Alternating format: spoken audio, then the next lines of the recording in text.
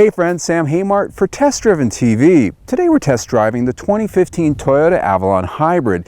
This is part of the 40 mile per gallon class. It's full size hybrid. Now there aren't very many competitors here. You can look at the Hyundai Sonata Hybrid, but it is slightly smaller, as is the Ford Fusion, and of course the new Malibu is coming along, and we have yet to see that car nor drive it, so we're really just sort of looking at what we know today. So let's have a look.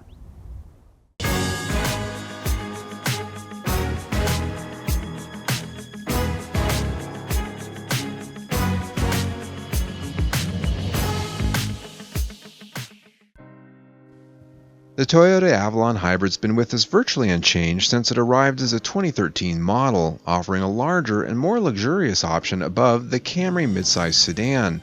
And while they share a lot of bones underneath, the two are entirely different when it comes to their style.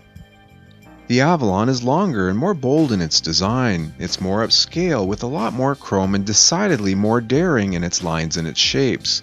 The Hybrid comes in all trim grades like the V6 model, and ours is a top-of-the-line limited. This gives it HID headlights with distinctive LED daytime running lights and fog lights, just for starters. The Hybrid has unique 17-inch alloy wheels which set it apart from the V6 models, as well as hybrid badges, so they know you're being kind to Mother Earth. The interior is where the Limited really brings a lot of style and creature comforts though. Much like a classic American sedan in its style, the design has wide sweeping lines, lots of wood grain, and chrome trims that really brighten things up. The seats up front are both power operated and have heating and ventilation, the latter which I used on this hot summer week. It was very nice. Ours had the almond leather trim, which was tastefully matched with a brown accent color. I think it looks richer than the all black or the gray interior colors myself.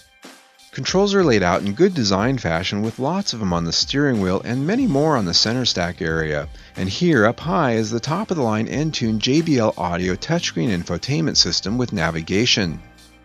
Its menus are easy enough to use and its functions are robust enough to be competitive, but the sound quality is quite well below what you'd expect from a top of the line system, and it sometimes can be hard to see when the sun glare gets in the way. While still better than some competitors, the technologies here could still use some improvement, especially at the near $45,000 price of our tester.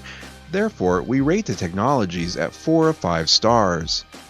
When it comes to the interior, I really like this design here. It's very American car-like, it's pleasing to the eye, but it has a lot of American car isms when it comes to fit and finish and quality.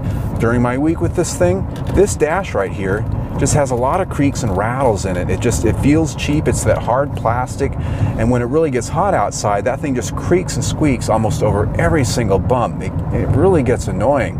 The other thing is these touch sensitive buttons that are here, they don't always work that well, and it just really depends on how aggressive you are with touching them, and so getting used to using the HVAC controls down here with them can take a little bit of work.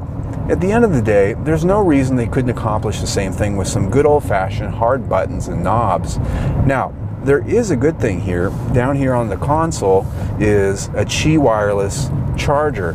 If you have a compatible smartphone, it's pretty cool to be able to just throw your phone down there and charge it, but at the same time, it's got this little cubby that opens up here, and ow, see?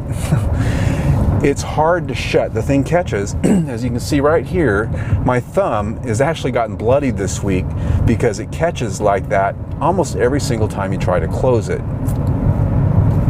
Rear seat passengers in the Avalon get the good stuff though. Because it has a much longer wheelbase than most, the legroom is generous. Headroom's good inside too, but you do need to watch your head on that rake roofline when getting in and out. It's a bit low. Those rear seats are heated and there are HVAC vents and controls for your passengers. Now, this rear seat doesn't fold down because the hybrid battery is mounted just behind it, and as you can see, it does take some space from the trunk area, but not too much. Under the floor of the trunk is a spare tire, which is always a plus in my book because a can fix a flat isn't very helpful when you're stranded on the roadside with a badly damaged tire. All of this brings our interior score to 4 of 5 stars. Under the hood is what gives this car its name and its fuel economy. There's a 2.5-liter Atkinson cycle 4-cylinder engine, a combination of electric motors, and a constantly variable transmission known as the Hybrid Synergy Drive. It produces an impressive 200 horsepower with a 0 to 60 time of about 8 seconds, yet the EPA rates it at 40 mpg city, 39 mpg highway, and 40 mpg combined, and it can operate in electric mode up to about 20 miles an hour.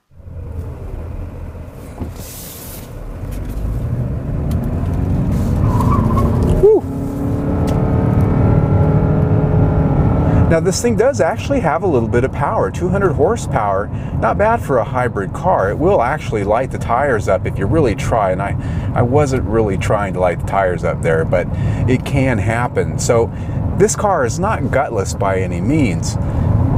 What it does have is a combination of that electric motor torque and the gas engine that, if you summon them together, really can deliver a little bit of a punch. But if you're buying this car, chances are you're not really after high performance, you're after the fuel economy. And so in that way, what you're getting here is a gasoline engine that's off and on depending on the situation, and this can drive on electric power all alone. Quite often, in fact. If the battery starts getting depleted, or if you've got a lot of accessories on like the air conditioner, not as much, and that does cut into the fuel economy. But for the most part, this is a system that's very well balanced. It's proven, it's very well reliable. Toyota here, quite honestly, they're the pioneers when it comes to hybrid powertrains. And while a lot of other manufacturers have come up with their own types of solutions, in some cases which are a little bit more refined, and I really sort of would point to Hyundai there with their 6-speed automatic transmission, for the most part, this is the standard by which most are judged.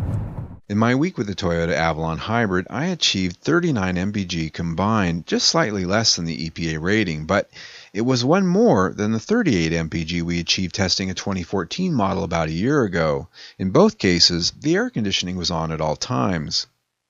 While the powertrain does perform well in everyday driving, I still really don't warm up to its constantly variable transmission, nor the leaf blower sound effects it offers up. Additionally, it remains less refined than some of its newer competitors, therefore it earns only 3 of 5 stars in the powertrain department. When it comes to ride and handling, this is no sports car. This is a large, full-size sedan that's really meant to give you a nice, quiet ride, and that it is. It's very quiet, especially over tar strips like I've got right here, as well as on the highway. Very little wind noise. It's just a very hushed ride. Now, it's not smooth and boaty at all, I have to give them that, but with these low rolling resistance tires, which help it get good fuel economy, if you try pushing this into a corner and really get some cornering feel, the only thing you're going to get is tire squeal. It has a generally quiet ride, but can get unsettled and sloppy over rougher surfaces rather quickly. This made for a quiet and solid feeling car sometimes, and a rougher edged one at others. Therefore, we give its chassis 4 of 5 stars. Moving on to safety, the IIHS awards the 2015 Toyota Avalon with a top safety pick rating due to its good results on their entire battery of crash tests. It's held back from the higher top safety pick plus honor only because it lacks available advanced crash prevention systems. Now, quality and reliability has always been a high point for Toyota cars and trucks. This is why some of the glitches we experienced with this one were a bit of a surprise, especially the interior with its cheap and noisy trims. Thus, the overall quality feel gets just 4 of 5 stars.